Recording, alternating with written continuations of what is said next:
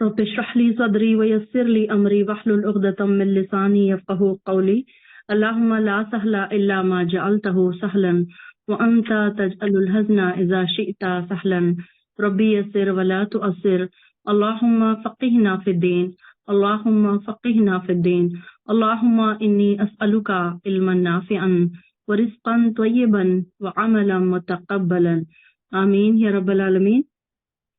شروع کرتی ہوں اللہ کے نام سے جو بڑا مہربان نہایت رحم کرنے والا ہے۔ بسم اللہ الرحمن الرحیم۔ اور مدین کی طرف ہم نے ان کے بھائی شعیب کو بھیجا، انہوں نے کہا اے میری قوم، اللہ ہی کی عبادت کرو جس کے سوا کوئی الہ نہیں، اور ماپ اور تول میں کمی نہ کیا کرو، میں تمہیں خوشحال دیکھ رہا ہوں اور مجھے ڈر ہے کہ تم پر ایسا عذاب آئے گا جو تمہیں ہر طرف سے گھیرے گا، اور اے قوم ماپ تول کو انصاف کے ساتھ پورا کرو۔ اب ہم نے یہ کئی بار پڑھ چکے ہیں ہم کہ جو یہ تھی قوم شعیب علیہ السلام کی قوم تھی، یہ ناپ تول میں کمی کرنے والی تھی،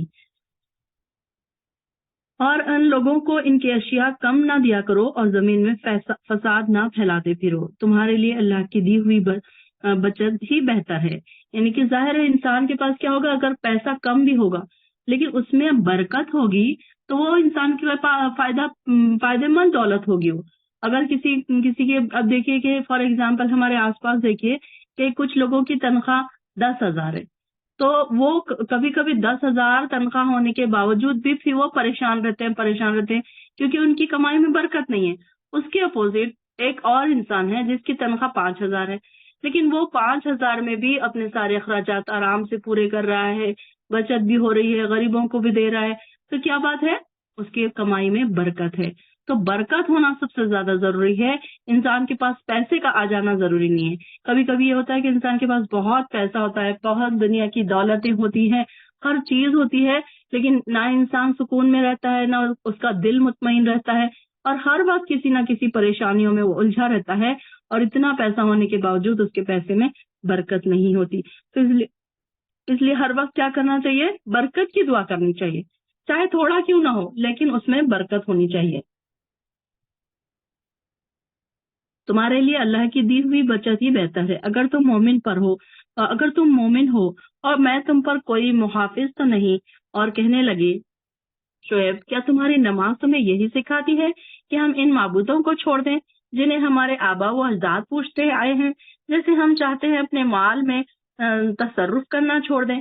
تو یہاں پر اب یہ ٹھیک طرح سے نماز ادا کرنے کے اثرات بتا رہے ہیں کہ اگر نماز کو خوشو اور خصوص سے ادا کیا جائے تو یہ کیا سکھاتی ہے کہ نیک باتیں سکھاتی ہے، لیکن یہ مسلمانوں کو نہیں سمجھ آتی ہے۔ بات دیکھیے کہ ان کو غیر مسلم ہو کے بھی ان کو یہ بات سمجھ آ رہی ہے کہ یہ مسلمان ہے اور یہ نماز پڑھ رہے ہیں تو نماز ان کو اچھی باتیں سکھانا چاہیے۔ حالانکہ اچھی باتوں کا ان کے پاس ڈیفینیشن کچھ اور ہے، لیکن ان کو یہ پتا ہے کہ نماز ایک اچھی بات سکھاتی ہے، نماز پڑھنے سے انسان کے گناہ دھل جاتے ہیں۔ یہ ہم بھی دیکھ رہے ہیں، ہمارے ایکسپیریمنٹ میں، ہمارے تجربات میں یہ آیا ہے کہ جب سے ہم نماز کے لیے نماز تو ہر کوئی پڑھتا ہے، لیکن اتنی خشوع اور خضوع اور پابندی کے بعد جب سے ہم نے پڑھنا شروع کیا تو ہم دیکھ رہے ہیں کہ بہت سارے گناہ ہم سے دور ہو رہے ہیں۔ بہت سارے گناہ جب ہم کرنے لگتے ہیں تو ہمارا ضمیر ہمیں فوراً روک دیتا ہے۔ تو اس طریقے سے یہ جو ہے نماز انسان کو گناہوں سے بھی بچاتی ہے۔ تو تم تو بڑے بردبار اور بھلے مانوس آدمی تھے۔ شعیب نے کہا اے میری قوم، بھلا دیکھو تو اگر میں اپنے پروردگار کی طرف سے ایک واضح دلیل پر ہوں اور مجھے اللہ نے اچھا رزق بھی عطا کیا ہو تو میں کیسے تمہارے ساتھ دے سکتا ہوں؟ میں نہیں چاہتا کہ جس بات سے میں تمہیں منع کرتا ہوں خود ہی اس کی خلاف ورزی کرنے لگوں۔ میں تو جہاں تک ہو سکے اصلاح ہی چاہتا ہوں، اور مجھے توفیق نصیب ہونا تو اللہ ہی کے فضل سے ہے۔ میں اسی پر بھروسہ کرتا ہوں اور اسی کی طرف رجوع کرتا ہوں۔ اور اے میری قوم، میری مخالفت تمہیں اس بات پر غصہ نہ دلائے، تمہیں ویسی ہی مصیبت پہنچ جائے جیسی قوم نوح، قوم ہود اور قوم صالح کو پہنچی تھی، اور قوم لوط کا علاقہ تو تم سے کچھ دور ہی نہیں۔ اپنے پروردگار سے معافی مانگو اور اس کے آگے توبہ کرو، میرا پروردگار یقیناً رحم کرنے والا اور اپنی مخلوق سے محبت رکھنے والا ہے۔ وہ کہنے لگے شعیب، تمہاری اکثر باتوں کی تو ہمیں سمجھ ہی نہیں آتی، ہم دیکھ رہے ہیں کہ تم ہمارے درمیان ایک کمزور سے آدمی ہو اور اگر تمہاری برادری نہ ہوتی تو ہم تمہیں سنگسار کر دیتے، اور تم ایسے نہیں جس کا ہم پر کوئی دباؤ ہے۔ یہاں پر دیکھیے آیت نمبر 91 تک ہوئی ہے۔ 92 سے فیضا پڑھیے۔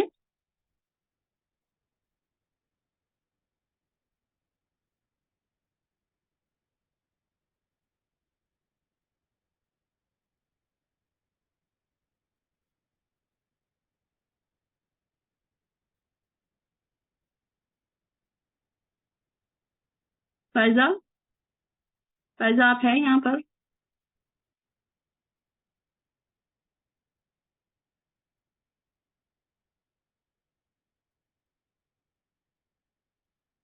کھولیے آپ مائک، میں نے انمیوٹ کیا ہے آپ کو۔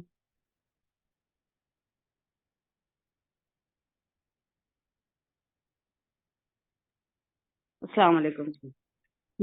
وعلیکم السلام۔ آیت نمبر 92 سے پڑھیے۔ اور ہم نے تم پر دباؤ تو ہے ہی نہیں۔ انہوں نے جواب دیا کہ اے میری قوم کے لوگوں، کیا تمہارے نزدیک میرے قبیلے کے لوگ اللہ سے بھی زیادہ ذی عزت ہیں کہ تم نے اسے پس پشت ڈال دیا ہے؟ یقیناً میرا رب جو کچھ تم کر رہے ہو سب کو گھیرے ہوئے ہے۔ اور اے میری قوم کے لوگوں، اب تم اپنی جگہ عمل کیے جاؤ، میں بھی تم عمل کر رہا ہوں۔ تمہیں عنقریب معلوم ہو جائے گا کہ کس کے پاس وہ عذاب آتا ہے جو اسے رسوا کر دے، اور کون ہے جو تو جھوٹا ہے۔ تم انتظار کرو، میں بھی تمہارے ساتھ منتظر ہوں۔ جب ہمارا حکم آ پہنچا، ہم نے شعیب کو اور ان کے ساتھ تمام مومنوں کو اپنی خاص رحمت سے نجات بخشی، اور ظالموں کو سخت سنگھارنے آ پکڑا، جس سے وہ اپنے گھروں میں اوندھے پڑے رہ گئے، گویا کہ ان گھروں میں کبھی ایسے بسے ہی نہ تھے۔ آگاہ رہو، مدین والوں کے لیے بھی ویسی ہی دوری ہو جیسے دوری سمود کو ہی، اور یقیناً ہم نے ہی موسیٰ کو اپنی آیات اور روشن دلیلوں کے ساتھ بھیجا ہے فرعون اور اس کے سرداروں کی طرف۔ پھر بھی ان لوگوں نے فرعون کے احکام کی پیروی کی، اور فرعون کا کوئی حکم درست تھا ہی نہیں۔ اور تو قیامت کے دن اپنی قوم کا پیش رو ہو کر ان سب کو دوزخ میں جا کھڑے کرے گا، جو بہت ہی برا گھاٹ ہے جس پر لا کھڑے کیے جاؤ گے۔ اس پر تو اس دنیا و ابھی لعنت چپکا اس پر تو اس دنیا میں بھی لعنت چپکا دی گئی، اور قیامت کے دن بھی برا انعام ہے جو دیا گیا۔ بستیوں کی یہ بعض خبریں جنہیں ہم نے تیرے سامنے بیان فرما رہے ہیں، ان میں سے بعض تو موجود ہے اور بعض کی فصل کٹ گئی۔ ہم نے ان پر کوئی ظلم نہیں کیا، لیکن خود انہوں نے ہی اپنے آپ پر ظلم کیا۔ اور جب تیرے رب کا حکم آ گیا تو ان کے معبودوں نے انہیں کوئی فائدہ نہ پہنچایا جنہیں وہ اللہ کے سوا پکارا کرتے تھے، بلکہ ان کے معبودوں نے ان کی تباہی و بربادی میں کچھ اضافہ ہی کیا۔ تیرے پروردگار کی پکڑ کا یہی طریقہ ہے، جبکہ وہ بستیوں کے رہنے والے ظالموں کو پکڑتا ہے۔ بے شک اس کی پکڑ دکھ دینے والی اور نہایت سخت ہے۔ یقیناً اس میں ان لوگوں کے لیے نشان عبرت ہے جو قیامت کے عذاب سے ڈرتے ہیں۔ وہ دن جس میں سب لوگ جمع کیے جائیں گے، اور وہ دن ہے جس میں سب حاضر کیے جائیں گے۔ اسے ہم جو ملتوی کرتے ہیں تو وہ صرف ایک مدت معین تک ہے۔ جس دن وہ آ جائے گی، مجال نہ ہوگی کہ اللہ کی اجازت کے بغیر کوئی بھی کر لے، تو اس میں کوئی بدبخت ہی ہوگا اور کوئی نیک بخت۔ لیکن جو بخت ہوئے وہ دوزخ میں ہوں گے، وہاں چیخیں گے، چلائیں گے، وہ ہمیشہ وہیں رہنے والے ہیں جب تک آسمان اور زمین برقرار ہیں، سوائے ہاں بیچ بیچ میں آیت نمبر بولتے جائیے۔ ہاں اب یہ دیکھیے آیت نمبر 103 میں کیا ہے کہ ذالک یوم مجموعن، یوم مجموع یہ بھی قیامت کا دن ہے، یوم مشہود یہ بھی قیامت کے دن کا نام ہے۔ یعنی کہ یوم مجموع کیا ہے؟ جمع ہونے کا دن، اور یوم مشہود کیا ہے؟ جس دن سب کو سامنے لایا جائے گا، سب کے سامنے قیامت قائم کی جائے گی۔ یہ دونوں بھی کیا ہے؟ قیامت کے نام ہے۔ اور یہاں پر کیا آ رہا ہے کہ قیامت بدترین لوگوں پر قائم ہوگی۔ حدیث میں آتا ہے کہ قیامت کیا ہے؟ بدترین لوگوں پر قائم ہوگی، جب اتنی برائی عام ہو جائے گی۔ یعنی قیامت اس وقت قائم ہوگی جب برائی بہت زیادہ عام ہو جائے گی، اور تمام نیک لوگ جو ہے دنیا سے اٹھا لیے جائیں گے۔ قیامت کی بہت ساری نشانیوں میں تو حدیث میں یہی ہے کہ اس کا وقت پتہ نہیں بتایا گیا، لیکن اس کی جو کچھ نشانیاں بتائی گئی ہیں اس سے ہم کو پتہ چلتا ہے کہ کون کون سی نشانیاں، اب زیادہ تر نشانیاں ہم دیکھ رہے ہیں کہ پوری ہو چکی ہے۔ اب یہ بھی بات ہم اپنے آس پاس دیکھ رہے ہیں کہ برائی بہت عام ہو گئی ہے، ناچ گانے، بے حیائی، فحش، اور یہ ساری چیزیں اتنی عام ہو گئی ہیں کہ اس کو کوئی انسان برا بھی نہیں سمجھتا۔ چلیے پڑھیے آگے۔ آیت نمبر 107 سے لیکن جو نیک بخت کیے گئے وہ جنت میں ہوں گے جہاں ہمیشہ رہیں گے جب تک آسمان و زمین باقی رہے، مگر جو تیرا پروردگار چاہے، یہ کبھی ختم نہ ہونے والی بخشش ہے۔ اس لیے آپ ان چیزوں سے شک و شبہ میں نہ رہیں جنہیں وہ لوگ پوج رہے ہیں۔ ان کی پوجا تو اس طرح ہے جس طرح ان کے باپ داداؤں کی اس سے پہلے تھی۔ ہم ان سب کو ان کا پورا حصہ بغیر کسی کمی کے دینے والے ہیں۔ یقیناً ہم نے موسیٰ کو کتاب دی، پھر اس میں اختلاف کیا۔ اگر پہلے ہی آپ کے رب کی بات صادق نہ ہوتی تو یقیناً ان کا فیصلہ کر دیا جاتا۔ انہیں تو اس میں سخت شبہ ہے۔ یقیناً اس میں سے ہر ایک کو آپ کا رب اس کے اعمال کا پورا بدلہ دے گا۔ بے شک وہ جو کچھ کر رہے ہیں ان اعمال سے وہ باخبر ہے۔ بس آپ جمے رہیے جیسے کہ آپ کو حکم دیا گیا ہے، اور وہ لوگ بھی جو آپ کے ساتھ توبہ کر چکے ہیں۔ خبردار تم حد سے نہ بڑھنا، اللہ تمہارے اعمال کو دیکھنے والا ہے۔ دیکھو ظالموں کی طرف ہرگز نہ جھکنا، ورنہ تمہیں بھی وہ دوزخ کی آگ لگ جائے گی، اور اللہ کے سوا تمہارا کوئی اور مددگار نہ ہوگا، اور نہ تم مدد کیے جاؤ گے۔ ان کے دونوں سروں صبح اور شام کے اوقات میں نماز قائم کیجیے، اور رات کی کئی ساعتوں میں بھی۔ یقیناً نیکیاں برائیوں کو دور کر دیتی ہے۔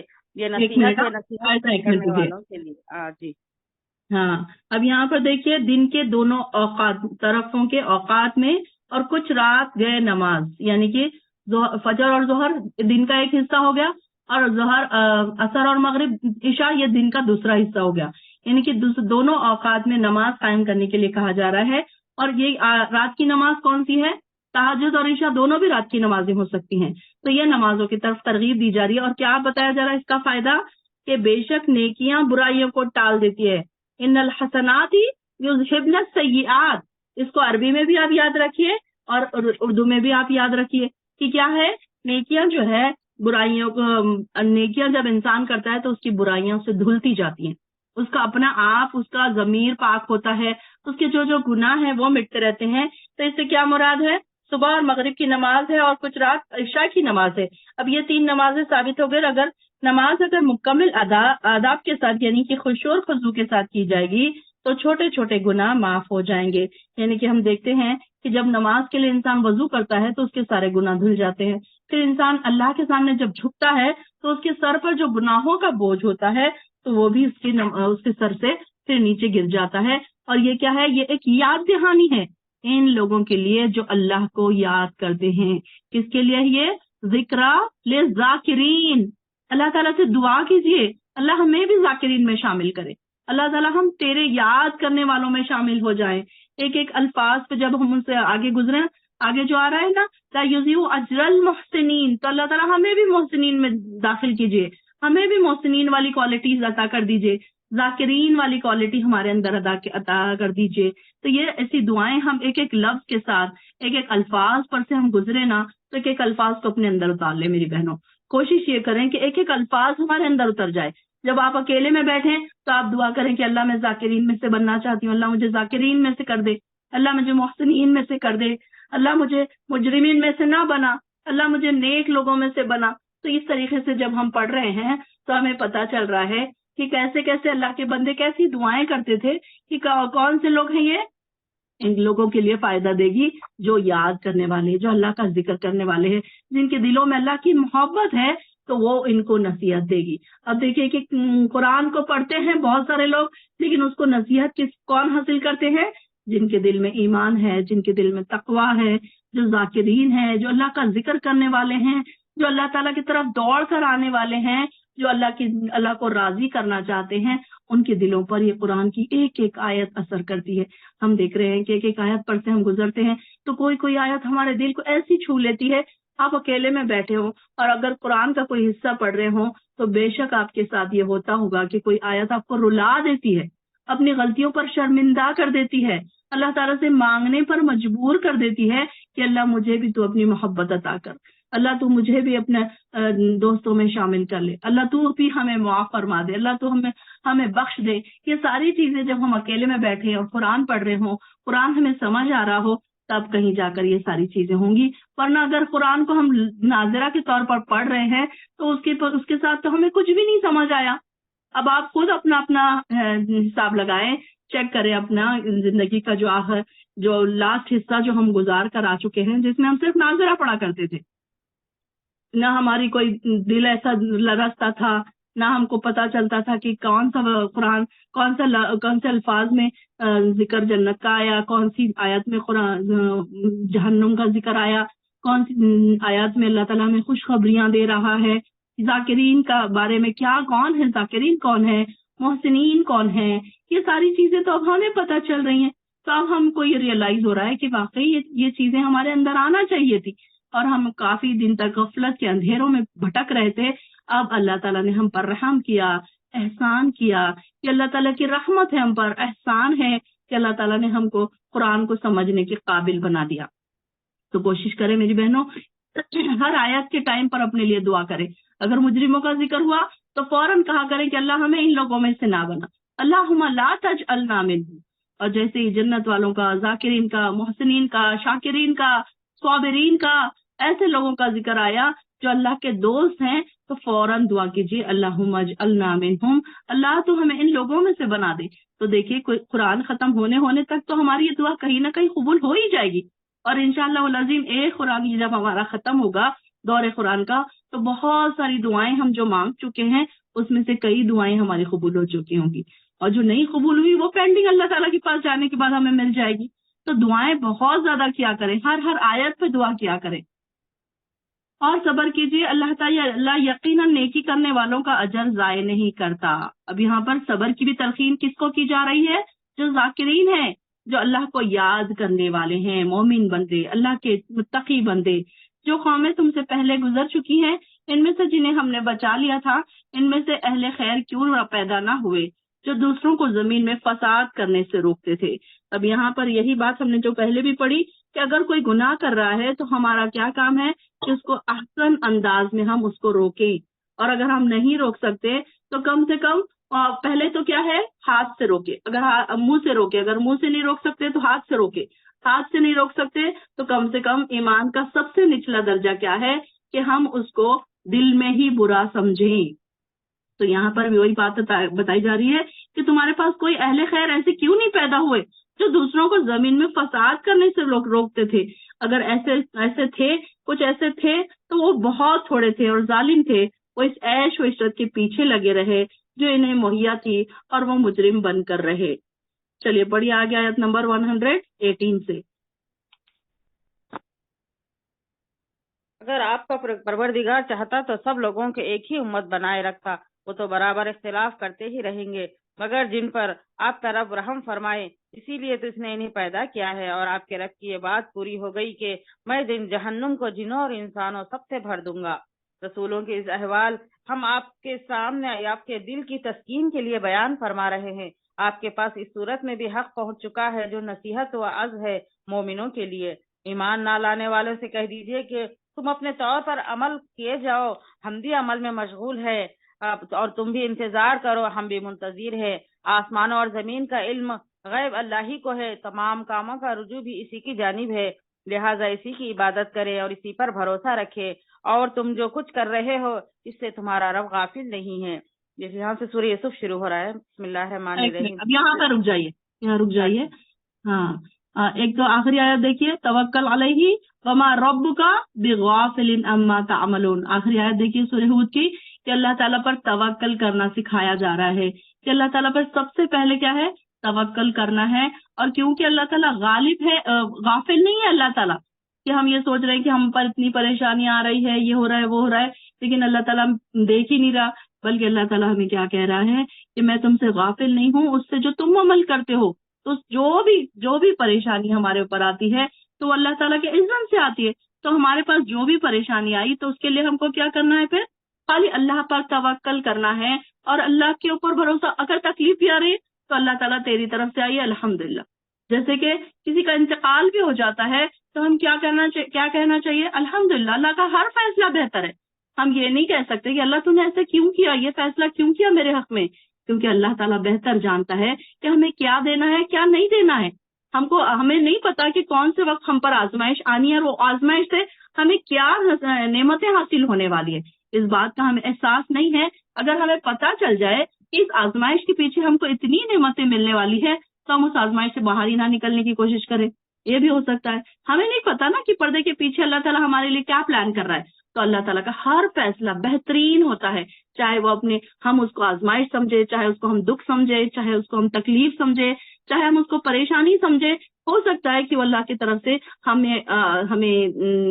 ہمیں صاف کرنے کے لیے آیا ہے، ہمارے گناہوں کو دھونے کے لیے آیا ہے، ہمارے درجات کو بڑھانے کے لیے آیا ہے، اور اس لیے آیا ہے کہ ہم اللہ تعالیٰ کی طرف رجوع کریں۔ کبھی کبھی یہ ہوتا ہے نا کہ ہم تھوڑے سے لوز ہو جاتے ہیں، تھوڑے سے ہم عبادتوں میں ہماری وہ بات نہیں رہتی جو ہونا چاہیے۔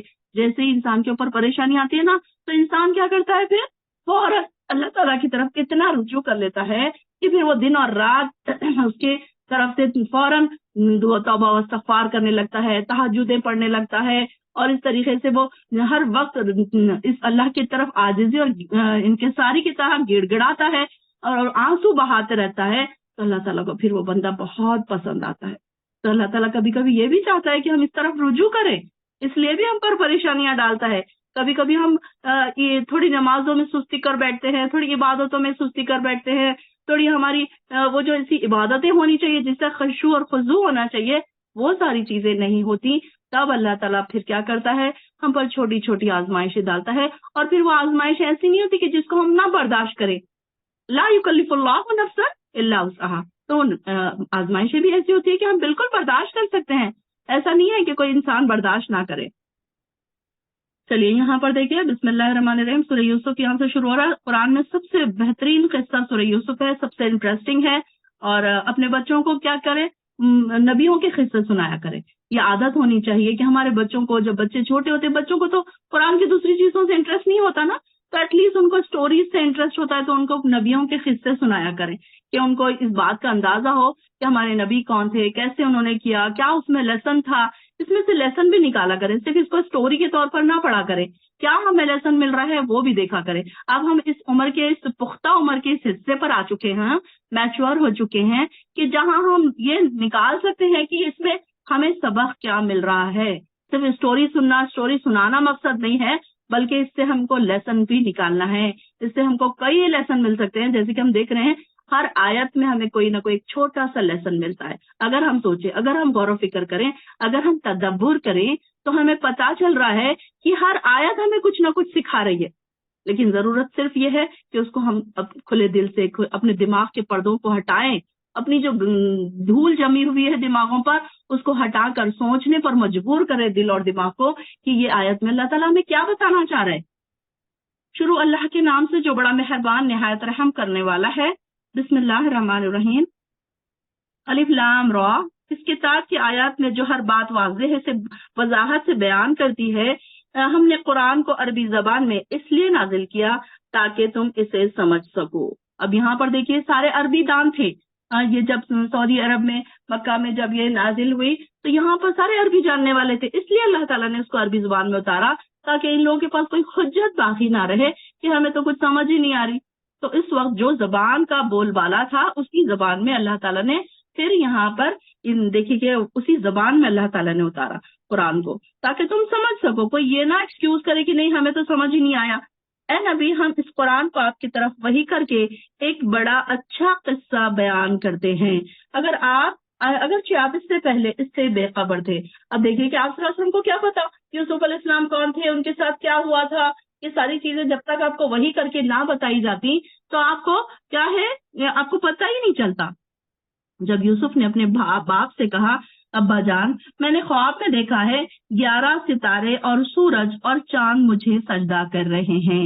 دیکھیے کیا کہا انہوں نے، بڑے اچھے الفاظ میں ان کا ذکر آیا ہے۔ اس قال یوسف بولی ابھی ہی یا ابتی، اے میرے ابا، انی رأیتو، بے شک میں دیکھتا ہوں، 11 کوکبا، 11 ستارے، والشمس اور سورج، والقمر اور چاند، رأیتہم لی ساجدین، کہ وہ مجھے سب سجدہ کر رہے ہیں۔ دیکھیے ان کے والد نے کتنا پیارا جواب دیا۔ اب یہاں پر دیکھیے مکالمہ کتنا اچھا ہے، دونوں کے ڈائیلاگز کتنے اچھے ہیں، بڑے انٹرسٹنگ ہے۔ انہوں نے کہا، ابا جان، میں نے خواب میں دیکھا ہے کہ 11 ستارے اور سورج اور چاند مجھے سجدہ کر رہے ہیں۔ تو والد نے کہا، میرے پیارے بیٹے، یہ خواب اپنے بھائیوں کو نہ بتانا۔ قال یا بنیا لا تخصص رؤیاک علی اخوتک فیکیدوا لک کیدا، کہ وہ کیا کریں گے، تمہارے بارے میں تدبیریں سوچنے لگیں گے۔ اب یہ جو یوسف علیہ السلام تھے، تو ان کے جو بھائی تھے تو یہ دو بھائی جو تھے ایک ماں سے تھے، اور وہ جو 10 تھے وہ ایک ماں سے تھے، یعنی کہ ایسے یہ پورے 12 تھے۔ تو انہوں نے کیا کہا کہ ان کے اپنے بھائیوں کے سامنے ان کا ذکر نہ کرنا، کیونکہ وہ کیا چاہتے تھے، ان کو ایسا لگتا تھا کہ ہمیشہ یوسف علیہ السلام بڑے ہی نیک تھے، بچپن سے پاک باز تھے، متقی تھے، تو ان کے والد کی بڑی آنکھوں کے تارے تھے، ایک یوسف علیہ السلام اور ان کے جو چھوٹے بھائی ہے بنیامین، جن کا ذکر ہم آگے پڑھیں گے۔ تو یہ دو بھائی تھے، تو ان کے والد کے بہت آنکھوں کے تارے تھے، تو انہوں نے کیا کہا کہ یعقوب علیہ السلام نے کیا کچھ جواب دیا کہ تم اپنے بھائیوں سے یہ قصہ مت بیان کرنا، کیونکہ وہ ہر وقت ان سے جلن اور حسد میں رہتے تھے۔ اب یہاں سے ہمیں کیا پتا چل رہا ہے کہ ہمیں اپنے رشتہ داروں کو جو ہمارے پاس نعمتیں ہیں اس کا ذکر ہر وقت نہیں کرتے رہنا ہے۔ دیکھیے ہمیں ہر آیت سے ایک لیسن مل رہا ہے کہ نہیں مل رہا ہے؟ تو یہاں سے ہمیں یہ لیسن مل رہا ہے کہ جو نعمت اللہ تعالیٰ ہمیں عطا کر رہا ہے، ضروری نہیں کہ ہم اس کو ساروں کو ہی بتاتے پھریں۔ ہاں، جو کوئی خوش ہونے والے ہیں آپ کے 10 میں سے کوئی 2 ایسے ہو سکتے ہیں کہ جو واقعی خوش ہوتے ہیں، واقعی آپ کو برکت کی دعا دیتے ہیں، تو ایسے لوگوں کے سامنے ہم یہ بتا سکتے ہیں کہ دیکھو مجھے فلاں اور فلاں ملا ہے، میرے بچوں کو یہ کامیابی ہوئی ہے، میرے پاس ایسی یہ اور یہ ہم نے گاڑی خریدی، ہم نے گھر خریدا، یا ہماری بچی کی شادی طے ہو گئی۔ اس طریقے کی باتیں جو ہے ہم ایسے لوگوں کو سنائیں کہ یہ نہ کریں کہ بس اسٹیٹس پہ لگا دیں اور فیس بک پہ ڈال دیں اور انسٹاگرام پہ ڈال دیں۔ آج کل یہی کچھ ہو رہا ہے کہ انسان اپنی ساری خوشیاں کہاں شیئر کرتا ہے؟ اسٹیٹس پہ شیئر کرتا ہے، یا انسٹاگرام پہ شیئر کرتا ہے، اور فیس بک پہ شیئر کرتا ہے۔ اب وہاں پر دیکھیے کہ 100 لوگ ہیں، کس کی نظر کیسی ہے ہمیں کیا پتا، اپنے بچوں کی فوٹوز ڈال دیتے ہیں۔ بس آپ کے بچوں کی فوٹوز دیکھ کر بھلے دوسروں کا کیا فائدہ؟ ہاں، نقصان تو ہو سکتا ہے، بالکل ان کو حسد ہو سکتی ہے، جلن ہو سکتی ہے۔ تو یہاں سے ہمیں یہ بات پتہ چل رہی ہے کہ لوگوں کے دلوں میں حسد اور جلن بہت زیادہ بڑھ چکی ہے۔ ہم دیکھتے تھے کہ پہلے کے لوگ بہت انوسینٹ تھے، ہر چیز میں خوش ہوتے تھے، چاہے وہ آپ کے رشتہ دار ہوں، چاہے آپ کے پڑوسی ہوں، چاہے آپ کے دور کے رشتہ دار ہوں۔ جب وہ آپ کو دیکھیں گے اتنا خوش ہوں گے، آپ کی چیزوں کی دعائیں دیں گے، آپ کو برکت کی دعائیں دیں گے۔ لیکن آج کے دور میں ہر کوئی ایسا نہیں ہے، بلکہ لوگوں کو حسد، جلن، ان کو اتنا ملا ہے مجھے نہیں ملا، ان کے بچے اتنی اچھی پوسٹ پہ چلے گئے میرے بچے نہیں گئے، ان کے بچوں کی اتنی اچھی جگہ شادی ہو گئی، ان کی نہیں ہوئی، میری نہیں ہوئی، میرے بچوں کی نہیں ہوئی۔ اس طریقے سے کیا ہوتا ہے کہ یہ ساری باتیں وہ کرنے لگتے ہیں۔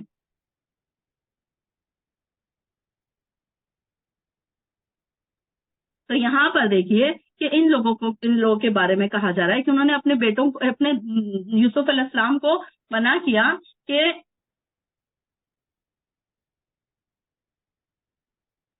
تو یہاں پر ہمیں کیا پتہ چل رہا ہے یہاں سے کہ ہمیں لوگوں کے جلن اور حسد سے بچنا چاہیے، اور یہاں پر لوگوں کو وہ ساری چیزیں شو نہیں کرنا چاہیے جو ہمارے پاس ہے۔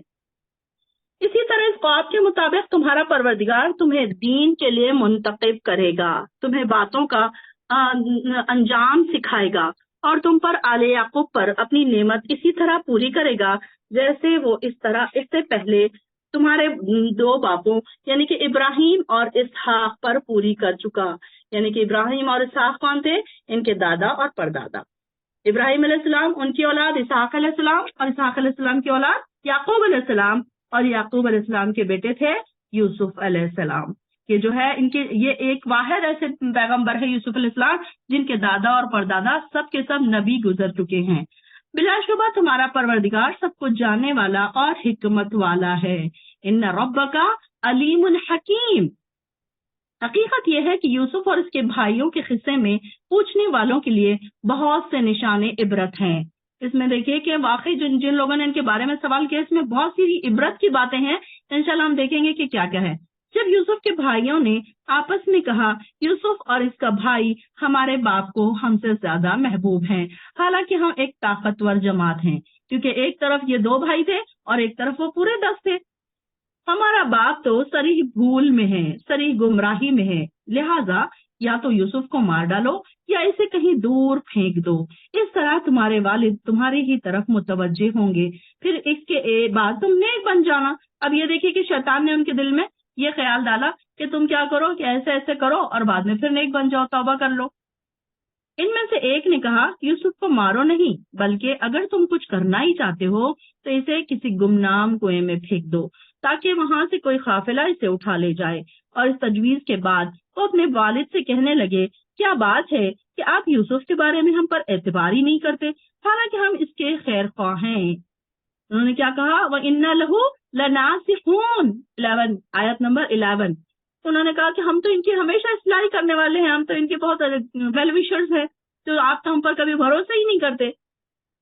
تو کیا کیجیے آپ کل اسے ہمارے ساتھ بھیج دیجیے تاکہ وہ جنگل کے پھل کھائے، کھیل سے دل بہلائے اور ہم اس کی حفاظت کرتے رہیں گے. یعقوب نے کہا اگر تم اسے لے جاؤ تو ایک تو مجھے اس کی جدائی کا رنج ہوگا اور دوسرے میں اس بات سے بھی ڈرتا ہوں کہ تم سے اس سے بے خبر ہو جاؤ تو اسے کہیں بھیڑیا نہ کھا جائے. وہ کہنے لگے ہم ایک طاقتور جماعت ہیں، اگر ہمارے ہوتے ہوئے اسے بھیڑیا کھا جائے تو ہم تو بڑے نقصان میں پڑ گئے. یعنی کہ انہوں نے اتنا بھروسہ دلایا یعقوب علیہ السلام کو کہ ہم تو 10 ہے بھائی پورے، ایسا کیسے ہو سکتا ہے کہ ہمارے رہنے کے بعد کوئی بھیڑیا اسے کھا جائے، ہم تو اس کی اچھی حفاظت کرنے والے ہیں. چنانچہ جب وہ یوسف کو لے کر گئے اور اس بات پر اتفاق کر لیا کہ اسے کسی گمنام کنویں میں ڈال دیں گے، اس وقت ہم نے یوسف کو وحی کی کہ ایک وقت آئے گا جب تم اپنے بھائیوں کی ان کو یہ حرکت جتلاؤ گے، حالانکہ وہ تمہارے متعلق کچھ نہ جانتے ہوں گے. وہ رات کو روتے پیتے اپنے باپوں کے پاس آئے اور کہنے لگے ہم دوڑ کے مقابلے میں ایک دوسرے سے آگے بڑھتے گئے اور یوسف کو اپنے سامان کے پاس چھوڑ دیا. اتنے میں ایک بھیڑیا آیا اور اسے کھا گیا، اور آپ تو ہماری بات پر یقین نہیں کریں گے چاہے ہم سچے ہی ہوں. اور وہ یوسف کی خمیص پر جھوٹ موٹ کا خون بھی لگا کر لائے. یعقوب نے کہا بات یوں نہیں بلکہ تم لوگوں نے ایک بری بات کو بنا سوار کر پیش کر دیا ہے، خیر اب صبر ہی بہتر ہے.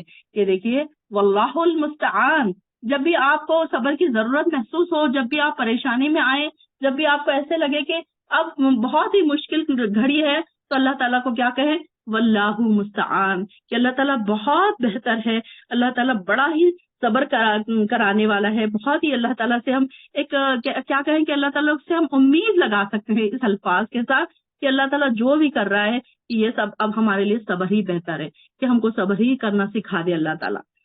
جو کچھ تم کرتے ہو اس کے متعلق اللہ ہی سے مدد چاہتا ہوں. اب میں کیا کروں گا، اللہ تعالیٰ سے ہی مدد چاہوں گا. پھر ایک قافلہ آیا اور جس نے اپنے پانی والے تو یعنی کہ جو پانی لانے والے جو تھے ان کو بھیجا پانی کی تلاش میں، تو اس نے اس کنویں میں اپنا ڈول لٹکا دیا.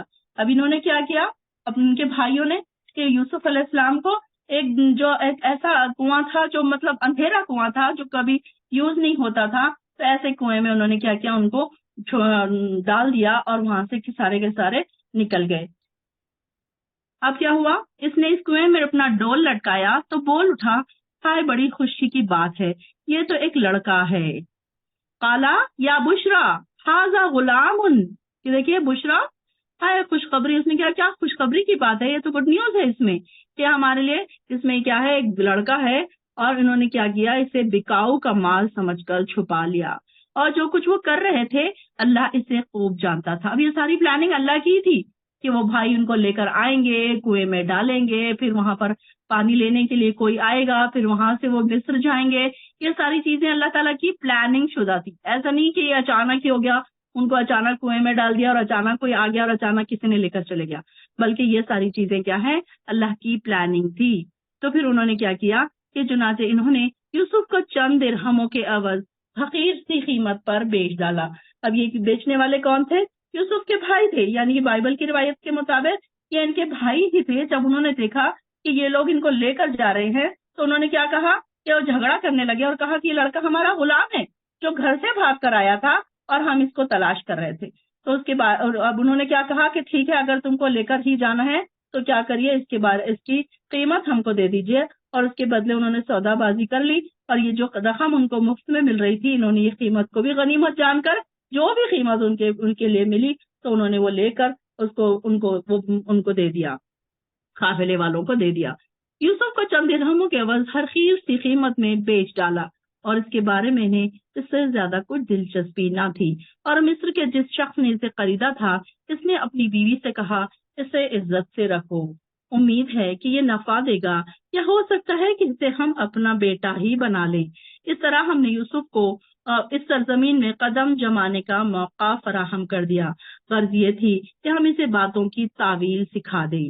یعنی کہ باتوں کی تعویل یعنی کہ کیا ہے کہ تحویل احادیث اور قبر کی خوابوں کی تعبیر، یہ ساری چیزیں اللہ تعالیٰ ان کو سکھانا چاہتے تھے، اس لیے اللہ تعالیٰ نے ان کے اوپر ایسے حالات ڈالے۔ اس طرح ہم نے یوسف کو اس سرزمین میں قدم جمانے کا موقع فراہم کر دیا تاکہ ہم اس کو باتوں کی تعبیر سکھا دیں، اور اللہ اپنے حکم نافذ کرنے پر غالب ہے، لیکن اکثر لوگ یہ بات نہیں جانتے۔ اور جب یوسف اپنی جوانی کو پہنچے تو ہم نے انہیں حکمت اور علم عطا فرمایا، اور ہم نیک لوگوں کو ایسی ہی جزا دیتے ہیں۔ اب مفسرین کے مطابق آپ کی عمر کتنی تھی جب 17 سال کی عمر میں آپ مصر پہنچے، اور 3 سال کے لگ بھگ آپ عزیز مصر کے گھر میں رہے، اور بعد میں پھر آپ قید میں ڈال دیے گئے۔ اور جس عورت کے گھر میں وہ رہتے تھے، اس نے یوسف کو اپنی طرف ورغلانا چاہا۔ اس نے دروازے بند کر دیے اور یوسف سے کہنے لگی، آ جاؤ۔ یوسف نے کہا، اللہ کی پناہ، میرے پروردگار نے تو مجھے بہت اچھی منزلت بخشی، اور میں یہ کام نہ کروں، ظالم لوگ یقیناً فلاح نہیں پاتے۔ اب یہ دیکھیے کہ جو اس کی بیوی تھی، عزیز مصر کی بیوی جو تھی، تو جو یوسف علیہ السلام اتنے خوبصورت تھے کہ وہ ان کے دل میں اس کی محبت بیٹھ گئی، اتنے حسین اور جمیل تھے، اور غیر شادی شدہ تھے اور نوجوان تھے، اور دوسری طرف عزیز مصر کی بیوی بھی جوان تھی اور بے اولاد تھی۔ تو اس نے کیا یوسف علیہ السلام کو اپنے طرف ورغلانا چاہا بدکاری کے لیے۔ چنانچہ اس عورت نے یوسف کا ارادہ کیا، حسد کیا، اور وہ بھی اس عورت کا حسد کر لیتے اگر اپنی پروردگار کی برہان نہ دیکھ لیتے۔ یعنی کہ اللہ تعالیٰ جس کو بچانا چاہے برائی سے، بے حیائی سے، تو اللہ تعالیٰ پھر اس کو بچا لیتا ہے۔ اور اللہ تعالیٰ نے ان کے بارے میں کیا کہا، انہم من عبادنا المخلصین، کہ یہ کیسے تھے، ہمارے مخلص بندوں میں سے تھے۔ اب یہاں پر پھر ہمیں ایک دعا مل رہی ہے کہ اللہ ہمیں مخلصین میں سے بنا دے، اللہ ہمیں تیرا مخلص بنا دے، مخلص بندوں میں ہمیں شامل کر دے، اللہ ہمیں مخلصین میں لکھ لے۔ پھر وہ دونوں دروازے کی طرف لپکے، اور اس عورت نے یوسف کو پیچھے سے کھینچ کر ان کی قمیص پھاڑ ڈالی۔ دروازہ کھلا تو انہوں نے عورت کے خاوند کو دروازے کے پاس کھڑا پایا۔ تب وہ اسے کہنے لگی، جو شخص تیری بیوی سے برا ارادہ رکھتا ہو، اس کا بدلہ اس کے سوا کیا ہو سکتا ہے کہ یا تو اسے قید کر دیا جائے، یا اسے دردناک سزا دی جائے۔ اب جیسے ہی وہ پکڑی گئی، اس کا شوہر اس کے سامنے آ گیا، تو اس نے فوراً الزام کس کے اوپر ڈال دیا، یوسف علیہ السلام کے اوپر، اور کہا کہ دیکھو یہ تیری بیوی کو بہکا رہا تھا، تو اس کی کیا سزا ہو سکتی ہے۔ بات یوں نہیں ہے، اس نے مجھے اپنی طرف ورغلانا چاہا، اور اس زلیخا کے خاندان میں سے ایک گواہ نے قرائن کی بنا پر شہادت دیتے ہوئے کہا، اگر یوسف کی قمیص آگے سے پھٹی ہو تو عورت سچی ہے اور یوسف جھوٹا ہے، اگر اس کی قمیص پیچھے سے پھٹی ہے تو عورت جھوٹی ہے اور یوسف سچا ہے۔ اب یہ جو شہادت دینے والے جو تھے، ان کے ہی کوئی ریلیٹو تھے جنہوں نے یہ شہادت دی کہ اگر ان کی قمیص پیچھے سے پھٹی ہے، یعنی کہ کوئی انسان بھاگ رہا ہے اور اس کو اگر پیچھے سے پکڑ کے کھینچا جائے تو کیا ہوگا، قمیص پیچھے سے پھٹے گی، لیکن اگر کوئی سامنے سے کھڑا ہے، اگر کوئی سامنے سے غلط کام کر رہا ہے تو اس کی اگر پکڑی جائے گی قمیص تو سامنے سے پکڑی جائے گی۔ تو کسی گواہی دینے والے نے گواہی دی، تو انہوں نے کیا کہا کہ اگر یہ ایسا ہے تو کیا ہوگا کہ یوسف علیہ السلام سچے ہیں۔ پھر جب عورت کے خاوند یعنی کہ عزیز مصر نے یوسف کی قمیص دیکھی تو پیچھے سے پھٹی تھی، کہ دیکھ کر وہ اپنی بیوی سے کہنے لگا، یہ تو تم عورتوں کی ایک چال ہے، واقعی تم بڑے ہی چال اور خطرناک، تم عورتیں بہت ہی خطرناک ہوتے ہو۔ پھر یوسف سے کہا، اس بات کو جانے دو، اور اپنی بیوی سے کہا، تم اپنے گناہ کی معافی مانگ لو، بلا شبہ تو ہی خطا کار ہے۔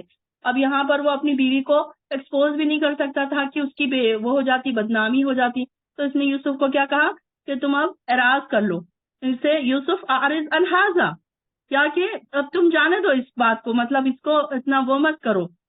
اور انہوں نے کہا اپنی بیوی سے کہ تم اپنے گناہوں کی معافی مانگو۔ بے شک اب اس نے کیا، شہر کی عورتیں آپس میں چرچا کرنے لگی کہ عزیز مصر کی بیوی یعنی کہ زلیخا اپنے جوان یعنی نوجوان غلام کو اپنی طرف ورغلانا چاہتی ہے، اور اس کی محبت اس کے دل میں گھر کر چکی ہے، تو ہم اسے واضح طور پر گمراہی اور محبت میں مبتلا دیکھتے ہیں۔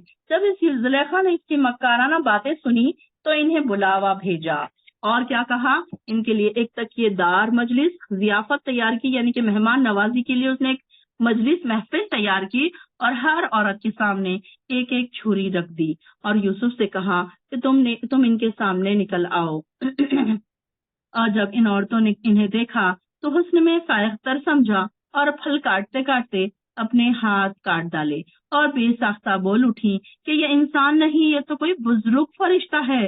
زلیخا کہنے لگی یہ ہے وہ شخص جس کے بارے میں تم نے مجھے ملامت کی تھی۔ یعنی کہ اب ساری جو عورتیں ہیں انہوں نے سارے کے سارے اس بات کو انہوں نے مان لیا کہ انہوں نے کیا کہا جب انہوں نے دیکھا اس کو تو کیا کہا، وَقُلْنَا حَاشَ لِلَّهِ، کہ واقعی یہ کیا ہے، یہ ما ھذا بشر، کہ یہ کوئی انسان نہیں ہو سکتا، یعنی کہ اتنا خوبصورت انسان یہ کیسے ہے، یہ کون ہے، یہ کیسا ہے، یہ انسان نہیں ہو سکتا، بلکہ ھذا الا ملک کریم، بلکہ یہ کوئی فرشتہ یا کوئی بزرگ انسان ہے۔ تو یہ زلیخا نے کہا کہ دیکھیے جس کے بارے میں تم میرے بارے میں ملامت کر رہے تھے، بے شک میں نے ہی اس کو اپنی طرف مائل کرنے کی کوشش کی تھی، مگر یہ بچ نکلا۔ اب اس نے بھی اپنی بات کا اقرار کر لیا۔ اب دیکھا کہ ساری عورتوں نے اپنے ہاتھ کاٹ لیے، جب وہ ان کے ہاتھوں میں ایک ایک چھری اور ایک ایک پھل اس نے دے دیے، اور اس وقت یوسف کو کہا کہ ان کے سامنے آنا، تو وہ دیکھتے ہی رہ گئے اور دیکھتے ہی دیکھتے ان کی جو چھریاں تھی ان کے ہاتھوں کو کٹ کر گئی۔ اور اگر اب اس نے میرا کہا نہ مانا تو اسے قید کر دیا جائے گا اور ذلیل ہو جائے گا۔ یوسف نے کہا اے میرے پروردگار، جس چیز کی طرف تو یہ مجھے بلا رہی ہے اس سے تو مجھے قید ہی زیادہ بہتر ہے۔ اگر تو نے ان کے مکر کو مجھ سے دور نہ رکھا تو میں ان کی طرف جھک جاؤں گا اور جاہلوں میں سے ہو جاؤں گا۔ چنانچہ اس کے پروردگار نے یوسف کی دعا قبول کر لی اور عورتوں کے مکر کو یوسف سے دور رکھا۔ بے شک وہ سب کچھ جاننے والا اور سننے والا اور جاننے والا ہے۔ انہ هو السمیع العلیم۔ جب بھی آپ کو ایسے لگے کہ میری دعا نہیں قبول ہو رہی ہے، میں اتنا مانگ رہی ہوں، تو یہ آیات کو نا اپنے دل میں ضرور یاد کریں کہ وَهُوَ السَّمِيعُ الْعَلِيمُ، اللہ تعالیٰ سننے والا ہے اور جاننے والا ہے۔ یوسف کی بریت اور عورتوں کی بدعتواری کی کئی دلائل میں جانے کے بعد بھی ان لوگوں نے یہی مناسب سمجھا کہ یوسف کو کچھ مدت کے لیے قید میں ڈال دیا جائے۔ یعنی کہ کیسا تھا کہ اب اس میں یہ ہوتا تھا کہ ان کے مصر کا جو عزیز مصر تھا اس کی بے عزتی ہو جاتی اگر وہ اس کو قید میں نہ ڈالتا، تو وہ اس نے کیا کیا کہ اس کو معلوم ہونے کے باوجود بھی ان کو قید میں ڈال دیا۔ یوسف کے ساتھ دو اور نوجوان بھی قید میں تھے، قید خانہ میں داخل ہوئے۔ ان میں سے ایک نے کہا میں نے خواب میں دیکھا کہ میں شراب نچوڑ رہا ہوں۔ اب وہ جو دو قیدی تھے وہ دیکھتے تھے کہ یوسف علیہ السلام بڑے ہی نیک تھے، ان کا کردار بڑا ہی نیک تھا کہ نمازوں میں رہتے تھے اور اپنی عبادتوں میں مصروف رہتے تھے، مشغول رہتے تھے، ہر وقت وہ دیکھتے تھے کہ اپنی عبادتوں میں مشغول ہے۔ تو وہ دو نوجوان تو ان کو کوئی خواب دکھا تو انہوں نے کیا سوچا کہ یہ کوئی نیک انسان ہے، ہم اس سے خواب کی تعبیر پوچھیں۔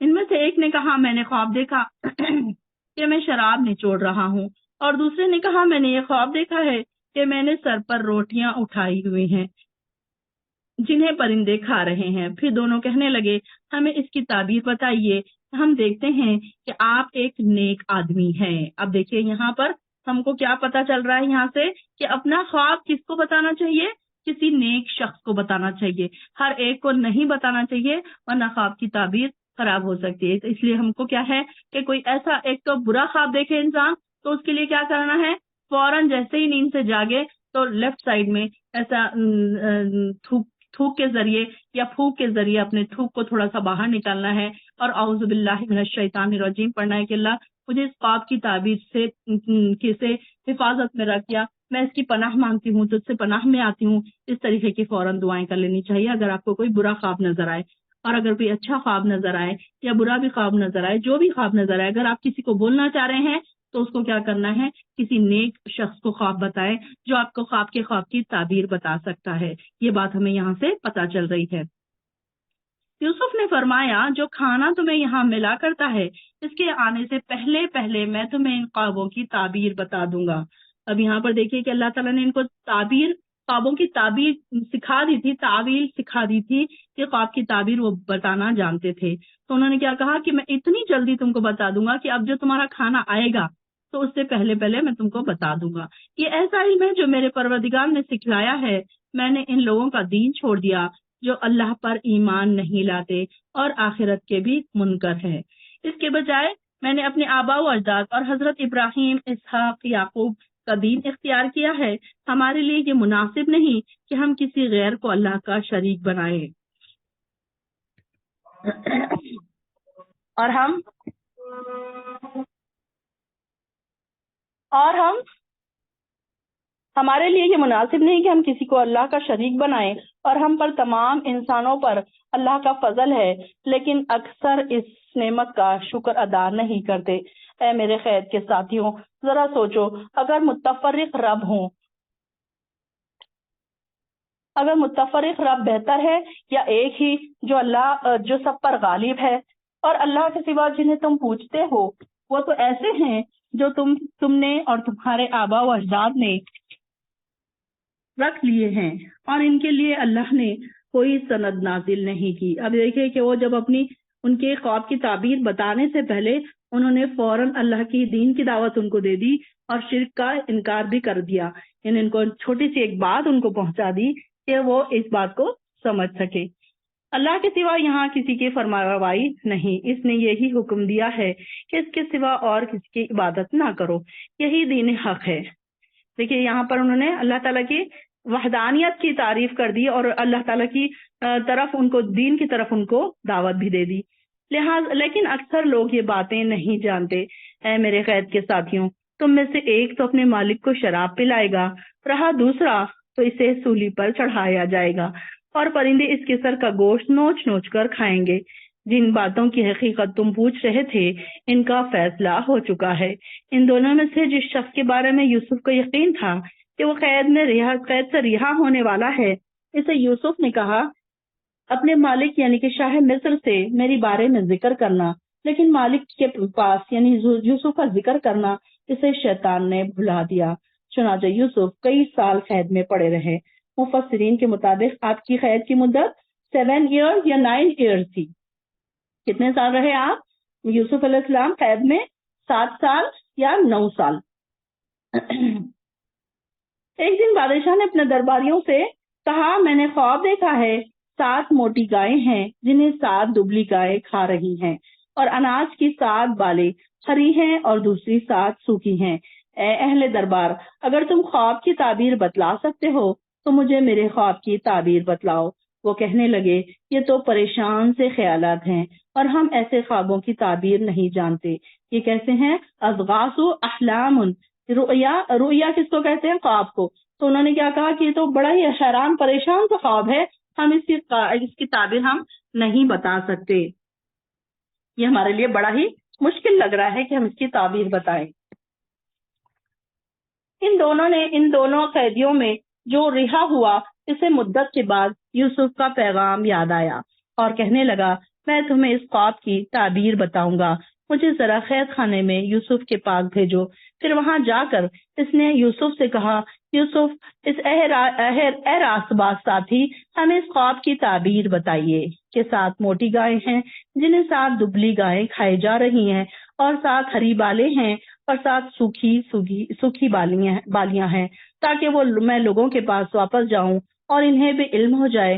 یوسف نے کہا تم 7 سال لگاتار کھیتی باڑی کرو گے، اور جو کھیتی تم کاٹو گے اس میں کھانے کے لیے تھوڑا بہت اناج چھوڑ کر بالیوں میں ہی رہنے دینا۔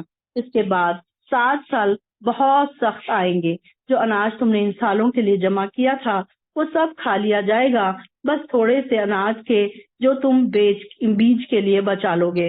پھر اس کے بعد 1 سال ایسا آئے گا جس میں باران رحمت سے لوگوں کی فریاد رسی کی جائے گی۔ یعنی کہ کیا ہے، 7 سال قید پڑے گا اور 7 سال بہت زیادہ غلہ آئے گا، اور اس سال وہ رس نچوڑیں گے، یعنی کہ بہت زیادہ ان کو پھر عطا کرے گا اللہ تعالیٰ اناج اور جو بھی کچھ ہے۔ بادشاہ نے جب یہ تعبیر سنی تو کہا میں اس شخص کو میرے پاس لے کر آؤ۔ مگر جب پیغام لے جانے والے یوسف کے پاس پہنچے تو انہوں نے کہا اپنے مالک یعنی کہ بادشاہ مصر کے واپس جاؤ اور اس سے پوچھو کہ ان عورتوں والا معاملہ کیسا ہے جنہوں نے اپنے ہاتھ کاٹ ڈالے تھے۔ میرا پروردگار تو ان کی چالوں کو خوب جاننے والا ہے۔ بادشاہ نے ان عورتوں کو بلا کر بھیجا اور کہا کہ وہ کیا معاملہ تھا جب تم نے یوسف کو اپنی طرف ورغلانا چاہا تھا؟ وہ بولی انہیں حاشا للہ، ہم نے ان میں کوئی برائی نہیں دیکھی۔ اس وقت عزیز مصر کی بیوی بول اٹھی، اب تو حق ظاہر ہو ہی چکا ہے، میں نے ہی ورغلایا تھا، وہ بالکل سچ تھا۔ اب اس نے اپنے شوہر کے سامنے بھی اس بات کو قبول کر لیا۔ یہاں پر پارا نمبر ہمارا 12 ختم ہو رہا ہے، پارا نمبر 13۔ اس وقت یوسف نے کہا، اس سے میری عرض یہ تھی کہ عزیز مصر کو معلوم ہو جائے کہ میں نے در پردہ اس کی خیانت نہیں کی، اور اللہ تعالیٰ خائنوں کی چال کو کامیاب نہیں کرتا، اور میں اپنے آپ کو پاک صاف نہیں کہتا، کیونکہ نفس تو اکثر برائی پر اکساتا رہتا ہے۔ یہ کیا ہے؟ وما ابرئ نفسی ان النفس لامارۃ۔ یہاں پر نفس کی 3 قسمیں ہم نے پڑھی تھی، اور ہو سکتا ہے کہ ہماری بہنوں نے نوٹ بھی کیا ہوگا، لاسٹ ٹائم جس نے پڑھا ہوگا ان کے قرآنوں میں یہ ساری چیزیں نوٹ ہوں گی۔ 3 قسم کے نفس ہم نے پڑھے تھے۔ نفس امارہ کا یہاں پر ذکر ہو رہا ہے، اور نفس لوامہ اور نفس مطمئنہ کا ذکر ہم آگے کے پاروں میں پڑھیں گے۔ تو نفس امارہ کیا ہے؟ کہ ایسا نفس ہے جو انسان کو برائی کی پر اکساتا رہتا ہے، مگر جس پر میرے پروردگار کی رحمت ہو، یقیناً میرا رب معاف کرنے والا ہے۔ نفس امارہ کیا ہے؟ انسان کو برائی کی طرف اکساتا ہے۔ اور نفس لوامہ کیا ہے؟ کہ اس کو ملامت کرتا ہے۔ لوامہ ملامت سے یاد رکھیں آپ، ملامت کرتا رہتا ہے کہ یہ کام غلط ہے، مت کرو مت کرو۔ اب ہوتا ہے نا، اکثر ہم کوئی غلط کام کرنے کے آگے بڑھتے ہیں تو ہمارا دل، ہمارا ضمیر ہمیں اس بات پر وہ کرتا ہے کہ یہ کام غلط ہے، یہ کام مت کرو، اس طریقے سے ہمیں روکتا رہتا ہے ہمارا ضمیر۔ وہ کیا ہے؟ نفس لوامہ ہے۔ اور نفس مطمئنہ کون سا ہے؟ کہ انسان جب کوئی کام اچھے نیکی کے کام کرتا ہے، کوئی نیکی کے لیے، جیسے کہ آپ قرآن کی کلاس میں آئے ہیں تو آپ بڑے مطمئن ہیں کہ یہ کام میرا بہت صحیح ہے، غلط نہیں ہے، اس میں کوئی غلط نہیں ہے، یہاں بیٹھنا میرا کوئی غلط نہیں ہے، میرا ٹائم ویسٹ نہیں ہو رہا ہے، کہ یہاں پر آپ مطمئن ہیں۔ آپ کو ایسے لگ رہا ہے کہ نہیں، یہاں کلاس میں بیٹھ کر مجھے دل کو اطمینان ملتا ہے، قرآن سمجھ آتی ہے۔ اس طریقے سے کچھ کام ایسے ہیں جو اللہ کے لیے، ہم اللہ کی رضا کے لیے ہم کرتے ہیں، کچھ کام ہم نیکی کے بارے میں سوچ کے کرتے ہیں، تو کیا ہے؟ نفس مطمئنہ جو ہے، ہمارا نفس ہم کو مطمئن کرتا ہے کہ ہاں یہ کام تم کرو۔ یہ بالکل کیا ہے؟ ہمارا نفس ہمیشہ ہم کو برائی سے روکتا رہتا ہے اور نیکیوں کی طرف بلاتا رہتا ہے۔ اسی طریقے سے انسان کیا کرتا ہے؟ پھر بھی کبھی کبھی اپنے نفس کے خلاف کام کر جاتا ہے۔ بادشاہ نے اپنے خاصد سے کہا، اسے میرے پاس لاؤ، میں اسے اپنے لیے مخصوص کرنا چاہتا ہوں۔ یوسف آ گئے تو بادشاہ نے اس سے بات چیت کی اور کہا، آج سے تم ہمارے قابل اعتماد اور مقرب ہو۔ اب جب دیکھا یوسف علیہ السلام، مصر کے شاہ مصر نے دیکھا کہ یہ یوسف تو بڑے ہی نیک دل اور بڑے ہی حکمت اور دلیل والے ہیں، تو ان کو اس نے کیا کہا کہ آپ مجھے اب کیا کریے کہ ہم آپ کو پوری سلطنت کا امیر بنا دیتے ہیں۔ اور یوسف کہنے لگے، مجھے زمین کے خزانوں کا نگران مقرر کر دیجئے، ان کی حفاظت کرنے والا ہوں، میں ان کی حفاظت کرنے والا ہوں اور یہ کام بھی جانتا ہوں۔ اس طرح ہم نے یوسف کو اس سرزمین میں اقتدار عطا کیا۔ اب دیکھیے کہ اللہ تعالیٰ چاہتے تو اپنے نبی کو پیدا ہوتے ہی یہ ساری چیزیں عطا کر سکتے تھے، لیکن دیکھیے کہ ان کے اوپر کتنی آزمائشیں گزری۔ ان کو پہلے کنویں میں ڈالا گیا، پھر وہاں سے بیچا گیا، پھر عزیز مصر کے پاس آئے، پھر اس عورت نے ان کو ورغلایا، پھر جیل میں ڈالے گئے۔ کتنی آزمائشیں آئی۔ اتنی آزمائشوں کے بعد اب ان کو کیا کہا؟ زمین کے اقتدار، یہاں پر ان کو ایسا بنا دیا گیا کہ جو زمین کے خزانے، یعنی کہ آپ نے محکمہ مال کے افسر اعلیٰ بنا دیا گیا، ان کو وزیر خزانہ بنا دیا گیا ان کو، کہ یہ سارے خزانوں کا دیکھ ریکھ وہ کریں گے۔ آپ وہ جہاں چاہتے رہتے، ہم جسے چاہیں اپنی رحمت سے ایسے ہی نوازتے ہیں۔ وَلَا نُضِيعُ أَجْرَ الْمُحْسِنِينَ، کہ اللہ تعالیٰ دیکھیں کہ محسنین کو اللہ تعالیٰ کیسے نوازتے ہیں۔ ان کی آزمائشیں دیکھیے، ان کے اوپر کیسی آزمائشیں آئیں، لیکن انہوں نے کیسے صبر سے کام لیا ہوگا کہ اتنے سال ان کے اپنے والدین سے دور رہنا، اپنے گھر سے دور رہنا اور ان کا قید میں رہنا، یہ ساری چیزیں دیکھیں کہ اللہ تعالیٰ نے ان کے اوپر کیسی کیسی آزمائشیں ڈالی، اور اللہ تعالیٰ نے ان کی آزمائشوں کے بدلے ان کو کیسا اجر عطا کیا۔ یہ اللہ تعالیٰ ہمیں بتا رہا ہے کہ اجر ایسے ہی نہیں مل جاتا، بلکہ اجر کیا ہوتا ہے؟ پھر انسان کو کچھ نہ کچھ آزمائشوں میں ڈالا جاتا ہے، اس کو جلایا جاتا ہے، جیسے سونے کو جلا کر پھر اس کو پکا کیا جاتا ہے، اس کو پیور کیا جاتا ہے۔ اسی طریقے سے مومن پہ بھی کیا ہوتی ہے؟ آزمائشیں آتی ہے، تاکہ وہ پھر اس کو اللہ تعالیٰ اجر دے۔ تو اللہ تعالیٰ کہہ رہے ہیں کہ ہم محسنین کو ایسے ہی اجر دیتے ہیں، ان کا اجر ہم ضائع نہیں کرتے۔ اور جو لوگ ایمان لائے اللہ سے ڈرتے رہے ان کے لیے آخرت کا اجر ہی بہتر ہے۔ کچھ عرصے بعد یوسف کے بھائی مصر آئے اور یوسف کے پاس حاضر ہوئے۔ یوسف نے تو انہیں پہچان لیا مگر وہ انہیں نہ پہچان سکے۔ اب یہ کیا ہے، یہ جب قحط پڑا تو یوسف کے بھائی جو تھے ان کے پاس 8 سال کا عرصہ گزر گیا تھا۔ اب یہ تو ان کے پاس پہلے 7 سال انتہائی خوشحالی کا دورہ تھا ان کے پاس۔ اب اس دور میں ان کے پاس آپ کے کافی غلہ محفوظ کر لیا تھا یوسف علیہ السلام نے، اور اس کے بعد جب قحط سالی کا دور شروع ہوا تو انہوں نے کیا کیا کہ وہ جو محفوظ شدہ غلہ تھا اس میں سے اب لوگوں کو تقسیم کرنا شروع کر دیا۔ تو آس پاس کے ممالک میں بھی یہ بات پھیل گئی کہ یہاں کا جو عزیز مصر ہے تو وہ سب کو غلہ سستا دیتا ہے اور بہت ہی سستے داموں پر دیتا ہے۔ تو انہوں نے کیا کیا کہ آس پاس کے علاقوں کے باشندوں نے بھی مصر کا رخ کیا۔ یہ سارے کے سارے پھر ان کے بھائی بھی جو تھے انہوں نے بھی مصر کا رخ کیا۔ سیدنا یوسف علیہ السلام نے سارا کچھ خود سنبھال کر رکھا تھا، اور اس انتظام کو موجودہ دور میں راشن سسٹم کہتے ہیں۔ جیسے ہمارے پاس راشن ہوتا ہے نا کہ راشن میں ایک لمیٹڈ اماؤنٹ میں لوگوں کو اناج سستے داموں پر دیا جاتا ہے، تو اسی طریقے سے وہاں پر بھی راشن کی طرح ان کو سستے داموں پر آس پاس کے ملکوں کے لوگوں کو بھی دیا جا رہا تھا۔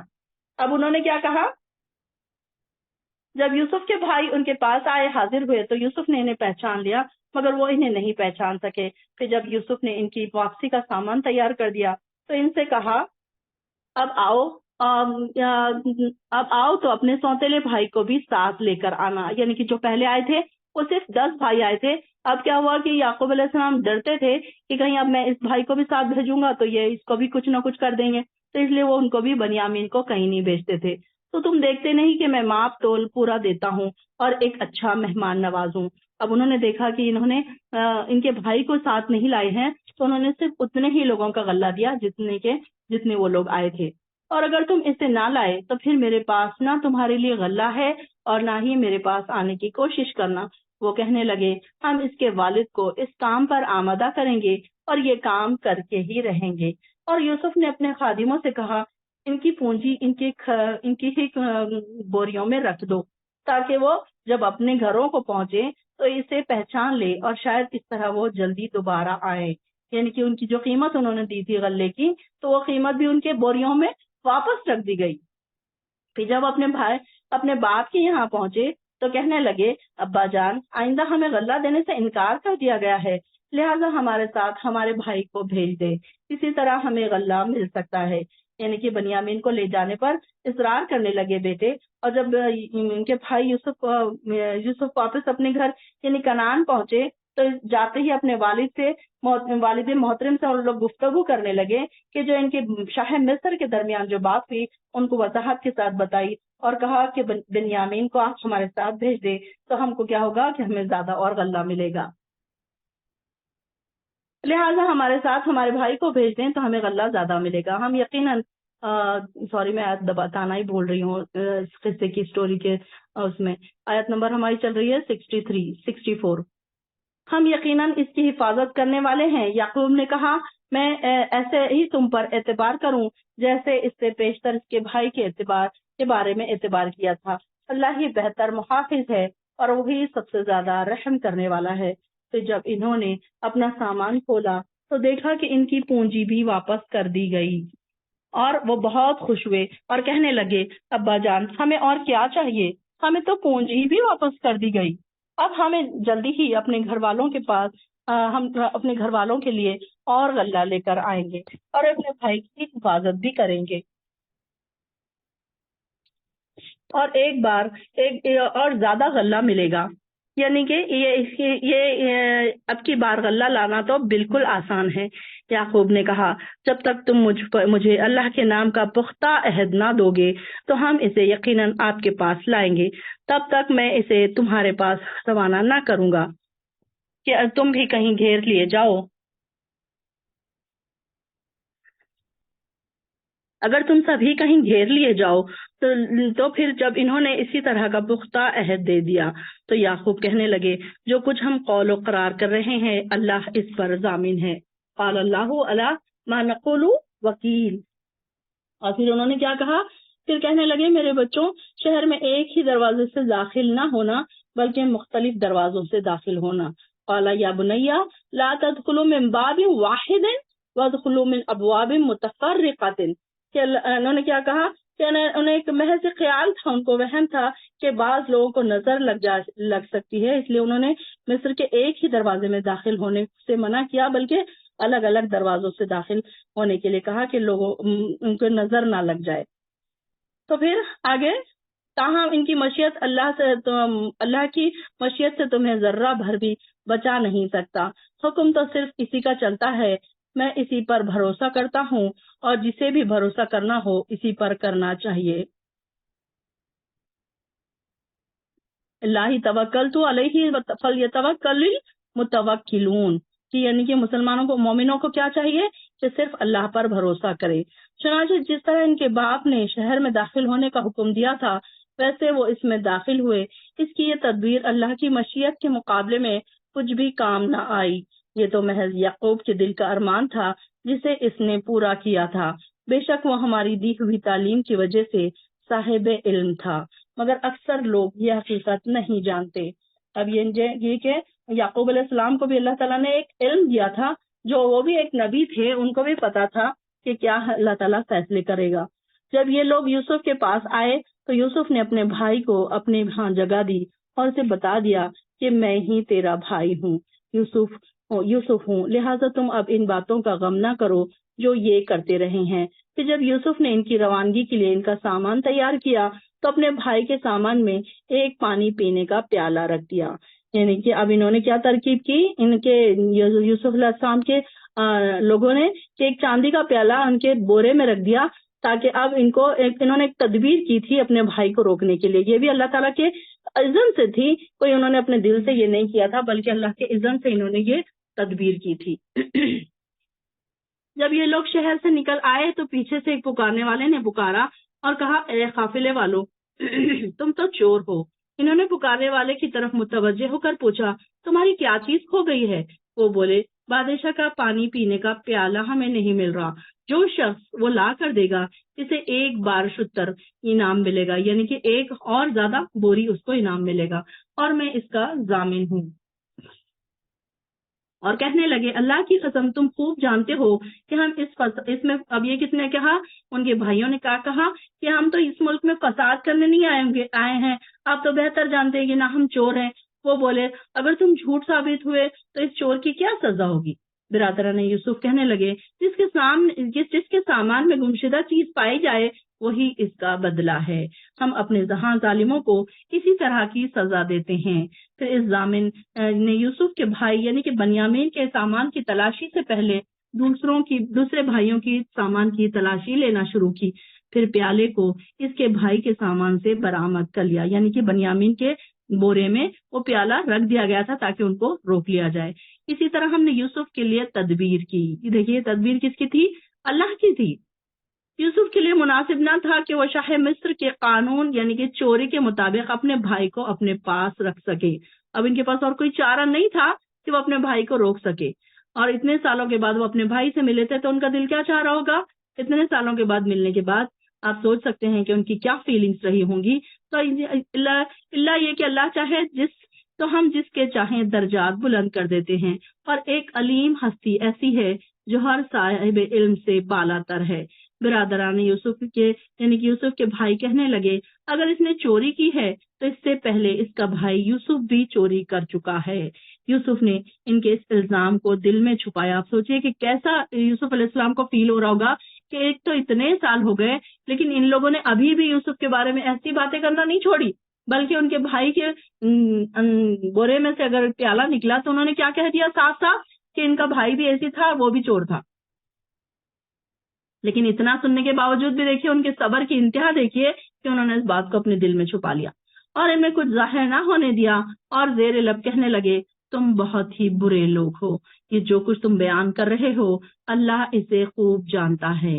کہنے لگے حضور والا اس کا باپ بہت بوڑھا ہو چکا ہے، لہٰذا اس کے بجائے ہم میں سے کوئی ایک رکھ لیجئے، ہم دیکھ رہے ہیں آپ بہت احسان کرنے والے ہیں۔ یوسف نے کہا اس بات سے اللہ کی پناہ، ہم تو اسے ہی پکڑیں گے جس کے یہاں ہم نے اپنا گمشدہ سامان پایا ہے، اگر ہم ایسا کام کریں تب تو ہم ظالم ٹھہرے۔ پھر جب وہ یوسف سے مایوس ہو گئے تو علیحدہ ہو کر مشورہ کرنے لگے۔ سب سے بڑے بھائی نے کہا، یہ پتا ہے کہ تمہارے باپ نے اللہ کے نام پر تم لوگوں سے پکا عہد لیا ہے اور تم اس سے پہلے یوسف کے معاملے میں بھی زیادتی کر چکے ہو۔ اب جو بڑا بھائی تھا وہ تھوڑا نیک تھا، تو وہ کیا کہہ رہا ہے، اس نے ان کو ریئلائز کرایا کہ دیکھو اس سے پہلے بھی تم نے ایسے ہی کیے تھے، اب دوبارہ بھی تم نے ان کو اللہ کا وعدہ کر کے تم لے کر آئے ہو، تو اب تو ایسا نہیں کر سکتے ہم، تو میں تو یہاں سے کبھی نہیں جاؤں گا یہاں تک کہ میرا والد مجھے حکم دے یا اللہ میرے لیے فیصلہ کر دے، کوئی سب سے بہتر فیصلہ کرنے والا ہے۔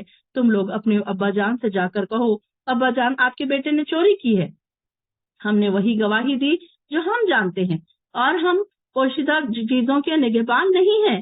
آپ ان بستی والوں سے پوچھ لیجئے جہاں ہم رہے، اور ان قافلے سے بھی پوچھ جن کے ساتھ ہم آئے تھے، اور یقیناً ہم سب سچے ہیں۔ یہاں پر آپ دیکھیں کہ جب جاتا ہے قافلہ تو ساری بستی کے لوگ ایک ساتھ مل کر دوسرے ملک میں جاتے تھے نا پہلے کے زمانے میں، تو انہوں نے کیا کہا کہ آپ کسی سے بھی پوچھ لیجئے، ہم جھوٹ تو نہیں بول رہے کہ آپ کے بیٹے نے چوری کی تھی۔ تو یعقوب علیہ السلام نے کیا کہا، بات یوں نہیں بلکہ تم نے ایک بات بنا کر اسے بنا سوار کر پیش کر دی ہے، لہٰذا اب صبر ہی بہتر ہے۔ دیکھیے کہ یوسف علیہ السلام نے کیا کہا کہ یہاں پر اب صبر ہی مجھے کرنا ہے، اب اس کے علاوہ میرے پاس کوئی بات نہیں ہے۔ ہو سکتا ہے کہ اللہ ان سب کو میرے پاس لے کر آئے، بے شک وہ سب کچھ جاننے والا اور حکمت والا ہے۔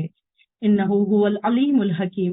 یعقوب نے ان کی طرف سے منہ پھیر لیا اور کہنے لگے، ہائے یوسف، اور ان کی آنکھیں غم سے بے نور ہو گئی، یعنی کہ یوسف اتنا روتے تھے یعقوب علیہ السلام کہ ان کی آنکھیں نابینا ہو چکی تھی اور وہ خود غم سے بھرے ہوئے تھے۔ یہ حالت دیکھ کر وہ کہنے لگے، اللہ کی قسم آپ تو یوسف کو یاد ہی کرتے رہیں گے یہاں تک کہ آپ اپنے آپ کو غم میں گھلا دے یا ہلاک ہو جائے، او تکونا من الحالکین، اپنے آپ کو حالکین میں شامل کر لے، ہلاک ہونے والوں میں شامل کر لے۔ ان کے اولادوں نے کیا کہا کہ آپ تو دن اور رات اتنا روتے ہیں کہ آپ تو اپنے آپ کو ہلاک ہونے والوں میں ہی شامل کر لیں۔ تو یعقوب علیہ السلام نے جواب دیا، میں تو اپنی پریشانی اور غم کی فریاد اللہ کے سوا کسی سے نہیں کرتا۔ دیکھیے یہ دعا کو انڈرلائن کیجیے، آیت نمبر 86، انما اشکو بثی وحزنی الی اللہ۔ یہاں پہ بہت اچھی دعا ہے یہ، جب بھی آپ پریشان ہوں، دکھی ہوں، تو اللہ تعالیٰ سے یہ دعا کریں، اور لوگوں کو نہ اپنے غم بتاتے پھریں، بس اللہ کو اپنے غم بتائیں، روئیں اللہ تعالیٰ کے پاس، روئیں، گڑ گڑائیں، اور اللہ کو کیا بتائیں کہ اللہ میری جو بھی پریشانی ہے، جو بھی غم ہے، جو بھی پریشانی ہے، جو بھی میری فریاد ہے، میں سوائے اللہ کے اور کسی کے سامنے نہیں کرتا۔ انما اشکو بثی وحزنی الی اللہ۔ آپ کو یہ یاد ہو جانا چاہیے کہ یہ دعا کس نے مانگی تھی، کون سے سورے میں ہم نے پڑھی تھی۔ جب ہم آج سے گزر جائیں تو آپ کو یہ بات یاد ہو جانی چاہیے۔ انشاءاللہ یہ دعا گروپ پہ ہماری بہنیں ڈال دیں گی۔ اور اللہ سے میں کچھ ایسی چیزیں جانتا ہوں جنہیں تم نہیں جانتے۔ وَعَلَمُ مِنَ اللَّهِ مَا لَا تَعْلَمُونَ، آیت نمبر 86۔ اے میرے بیٹوں، جاؤ اور یوسف اور اس کے بھائی کی تلاش کی سر توڑ کوشش کرو، اور اللہ کی رحمت سے نا امید نہ ہونا، کیونکہ اللہ کی رحمت سے نا امید تو کافر لوگ ہی ہوا کرتے ہیں۔ پھر جب وہ تیسری بار یوسف اور اس کے بھائی کی تلاش میں یوسف کے پاس آئے تو کہنے لگے، حضور والا، ہم اور ہمارے گھر والے سخت تکلیف میں ہیں اور ہم حقیر سی پونجی لائے ہیں، یعنی کہ جو بھی ہمارے پاس بچا ہوا پیسہ ہے، جو بھی ہے چیز، تو ہم آپ کو پر صدقہ کرتے ہوئے ہمیں غلہ پورا دے دیجئے، اللہ صدقہ کرنے والوں کو یقیناً اجر دیتا ہے۔ یوسف نے ان سے پوچھا، پتا ہے تم نے یوسف اور اس کے بھائی کے ساتھ کیا سلوک کیا تھا جب تم نادان تھے؟ وہ چونک کر بولے، کیا تم ہی یوسف ہو؟ دیکھیے کتنا اچھا یہاں پر، قالوا انک لانت یوسف، انہوں نے کیا کہا، کیا تم ہی یوسف ہو؟ قال انا یوسف، یوسف علیہ السلام نے کیا کہا، انا یوسف وہذا اخی، اور یہ میرا بھائی ہے۔ اس نے کہا، ہاں میں ہی یوسف ہوں اور یہ میرا بھائی ہے۔ اللہ نے ہم پر بڑا احسان کیا ہے، کیونکہ جو کوئی اس سے ڈرتا ہے اور صبر کرتا ہے تو اللہ نیکی کرنے والوں کا اجر ضائع نہیں کرتے۔ وہ کہنے لگے، اللہ نے آپ کو ہم پر بڑی فضیلت بخشی ہے اور ہم ہی خطا کار تھے۔ یوسف نے اب یہاں پر دیکھیے کہ ان لوگوں نے کیا کہا، انا کننا خاطئین، بے شک ہم ہی گناہ گار تھے اور ہم ہی اب اپنے آپ کو ہم ملامت کرتے ہیں۔ کیا تم انہوں نے کیا کہا یوسف علیہ السلام نے؟ اب دیکھیں یوسف علیہ السلام کا دل دیکھیں کتنا بڑا ہے، ہمیں اگر پتا چل جائے کہ کوئی ہمارے خلاف سازشیں کر رہا ہے، کوئی پلاننگ کر رہا ہے، تو ہم فوراً ہی لڑنے بھیڑنے شروع ہو جاتے ہیں، فوراً ہی تانے تشنے دینے شروع ہو جاتے ہیں. لیکن یوسف نے کیا کہا؟ آج تم پر کوئی گرفت نہیں. انہوں نے کہا لا تثریبا علیکم اليوم، کہ آج کے دن تم پر کوئی گرفت نہیں ہے، جاؤ میں نے تم کو معاف کر دیا. اللہ تمہیں معاف کرے، اور وہ سب سے بڑھ کر رحم کرنے والا ہے. وہ ارحم الراحمین. اپنی دعائیں جب مانگے آپ تو اللہ تعالیٰ کو ایسے الفاظ سے بھی بول سکتے ہیں کہ اللہ تو ارحم الراحمین ہے، اللہ تو ہم پر رحم کرنے والا ہے، تو ہم پر رحم فرما. یہ میری قمیص لے کر جاؤ اور اسے میرے والد کے چہرے پر ڈال دینا، وہ بینا ہو جائیں گے، اور انہیں لے کر تم سب اہل و عیال سمیت میرے یہاں آ جاؤ. یعنی کہ اب یہ انہوں نے کیا کہا کہ جو نابینا ہو گئے تھے تو ان کے پاس میری قمیص لے کر جاؤ اور ان کی آنکھوں پر میری قمیص ڈالو. جب یہ قافلہ مصر سے روانہ ہوا تو اس وقت ان کے باپ یعقوب نے کہا اگر مجھے یہ نہ کہو کہ بڈھا سٹیا گیا ہے تو یہ حقیقت ہے کہ میں یوسف کی بو محسوس کر رہا ہوں. وہ کہنے لگے اللہ کی قسم آپ تو اس پرانی محبت کے قبط میں ہی پڑے ہیں، یعنی کہ پاگل پن آپ کو ابھی تک ایسا ہوا ہوا ہے کہ آپ کو ہر جگہ سے یوسف کی خوشبو آ رہی ہے. اب دیکھیے کہ اللہ تعالیٰ کی رحمت ہے، اتنی دور سے یوسف کی قمیض لائی جا رہی ہے تو ان کو خوشبو آ گئی. یہاں پر جب وہ کنویں میں تھے جب ان کو خوشبو نہیں آئی، یہ اللہ کی مرضی ہے. اللہ تعالیٰ جب بتانا چاہے جب بتا دیتا ہے، جب نہیں بتانا چاہے، جب کوئی بات پردے میں رکھنا چاہے تو اللہ تعالیٰ پردے میں رکھتا ہے. تو یہاں پر وہ حالانکہ نبی تھے، ان کو جتنی بات بتانی ہے اللہ تعالیٰ نے اتنی ہی بتائی. اگر ان کو جب ہی خوشبو آ جاتی تو وہ جب ہی نکال کر لا لیتے، تو پھر یوسف علیہ السلام بادشاہ کیسے بنتے؟ یہ ساری آزمائشوں سے کیسے گزر کے پھر وہ بادشاہ بنے؟ تو یہ اللہ تعالیٰ کی ایک پلاننگ تھی. اللہ تعالیٰ کی ہر چیز کی ایک پلاننگ ہوتی ہے جو ہم نہیں سمجھتے، ہم عام انسان نہیں سمجھ سکتے. پھر جب خوشخبری لانے والا آ گیا اور اس نے قمیص یعقوب کے چہرے پر ڈالی تو وہ فوراً بینا ہو گئے اور کہنے لگے میں نے تم سے کہا نہ تھا کہ میں اللہ سے وہ کچھ جانتا ہوں جو تم نہیں جانتے. وہ کہنے لگے ابا جان ہمارے لیے ہمارے گناہوں کی معافی مانگیے، واقعی ہم ہی خطا کار ہیں. یعقوب نے کہا میں عنقریب اپنے پروردگار سے تمہارے لیے معافی مانگوں گا، وہ یقیناً معاف کر دینے والا اور رحم کرنے والا ہے. کہ جب یہ لوگ یوسف کے پاس پہنچے تو انہوں نے اپنے ماں باپ کو اپنے پاس بٹھا لیا اور کنبے والوں سے کہا شہر میں چلو، انشاءاللہ امن و چین سے رہو گے. یعنی کہ دیکھیے کہ اب یعقوب علیہ السلام نے بھی اپنے پروردگار سے کہا کہ تم اپنے معافی مانگو، کہ تم نے جو کیا تھا اس کی معافی مانگو. اب وہ سارے کے سارے یہاں پر مصر میں آ گئے، یعنی کہ ان کے وہاں سے ان کے بھائی اور والد سب کو لے کر پھر وہ یہاں آ گئے. پھر جب یہ لوگ یوسف کے پاس پہنچے تو انہوں نے اپنے ماں باپ کو اپنے پاس بٹھا لیا اور کنبے والوں سے کہا شہر میں چلو، انشاءاللہ امن و چین سے رہو گے. یوسف نے اپنے والدین کو اٹھا کر اپنے ساتھ تخت پر بٹھایا اور سب یوسف کے آگے سجدے میں گر گئے. یوسف نے کہا ابا جان یہ ہے میرے خواب کی تعبیر جو میں نے بہت پہلے دیکھا تھا. اللہ نے اس کو حقیقت بنا دیا. اس نے اس وقت بھی مجھ پر احسان کیا جب مجھے قید خانے سے نکالا، اور اس وقت بھی آپ سب کو دیہات سے میرے یہاں لایا، حالانکہ شیطان میرے اور میرے بھائیوں کے درمیان فتنہ کھڑا کر چکا تھا. بے شک میرا پروردگار غیر محسوس تدبیروں سے اپنی مشیت پوری کرتا ہے، کیونکہ وہ سب کچھ جاننے والا اور حکمت والا ہے. اے میرے پروردگار تو نے مجھے حکومت بھی عطا کی اور خوابوں کی تعبیر بھی سکھائی. تو آسمانوں اور زمین کو پیدا کرنے والا ہے، اور تو ہی دنیا اور آخرت میں میرا سرپرست اور اسلام پر میرا خاتمہ کر اور مجھے نیک لوگوں میں سے بنا. یہاں پر دعا دیکھیے کیا ہے، توفنی مسلمن والحقنی بالصالحین، کہ اے ہمارے رب اللہ ربنا توفنی، اے ہمارے رب تو ہمیں کیا کر، اسلام پر خاتمہ کر، توفنی مسلمین، کہ ہماری وفات اسلام پر ہو اور مجھے نیک لوگوں میں شامل کر دے. یہ دعا ہے، اس کو انڈرلائن کی آیت نمبر 101. اے نبی یہ خطہ بھی غیب کی خبروں سے ہے جس کو ہم آپ کی طرف وحی کر رہے ہیں.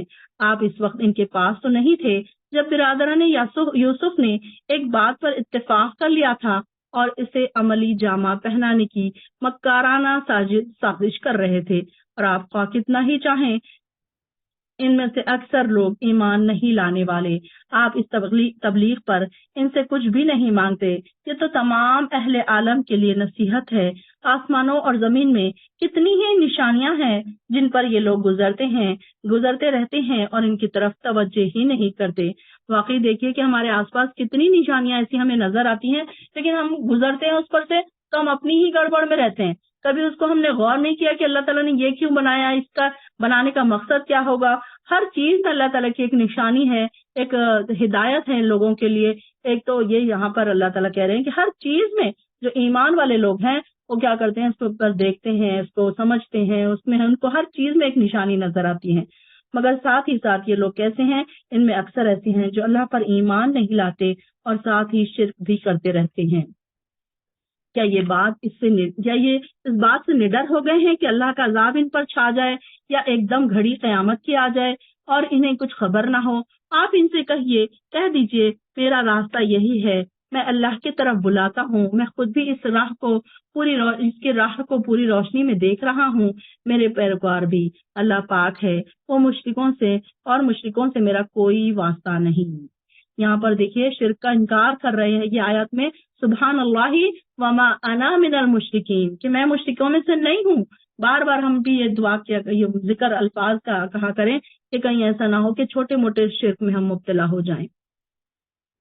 آپ سے پہلے جتنے رسول بھیجے وہ سب مرد ہی تھے اور انہی بستیوں کے رہنے والے تھے جن کی طرف ہم وحی کرتے تھے۔ کیا یہ لوگ زمین میں چلتے پھرتے نہیں تھے کہ دیکھ لیتے جو لوگ ان سے پہلے گزر چکے ہیں ان کا کیا انجام ہوا؟ جو لوگ اللہ سے ڈرتے ہیں ان کے لیے آخرت کا گھر ہی بہتر ہے۔ کیا یہ کچھ سمجھتے نہیں؟ پہلے پیغمبروں کے ساتھ بھی یہی کچھ ہوتا رہا، یہاں تک کہ جب رسول مایوس ہو گئے اور لوگوں کو بھی یقین ہو گیا کہ ان سے جھوٹ بولا گیا ہے تو پیغمبروں کے پاس ہماری مدد آ گئی، پھر ہم جسے چاہے بچا لیتے ہیں اور مجرم لوگوں سے ہمارا عذاب نہیں ٹالا جا سکتا۔ ان قصوں میں اہل عقل کے لیے ایک نشانی ہے، سامان عبرت ہے۔ یہ قرآن کوئی ایسی باتیں نہیں جو گھڑ لی گئی ہوں، بلکہ یہ تو اپنی سے پہلی کتابوں کی تصدیق کرتی ہے اور ان میں ہر بات کی تفصیل موجود ہے، اور ایمان لانے والوں کے لیے یہ ہدایت ہے اور رحمت ہے۔ یہاں پر سورہ یوسف ہمارا ختم ہوا ہے۔ وآخر الدعوانا الحمد للہ رب العالمین۔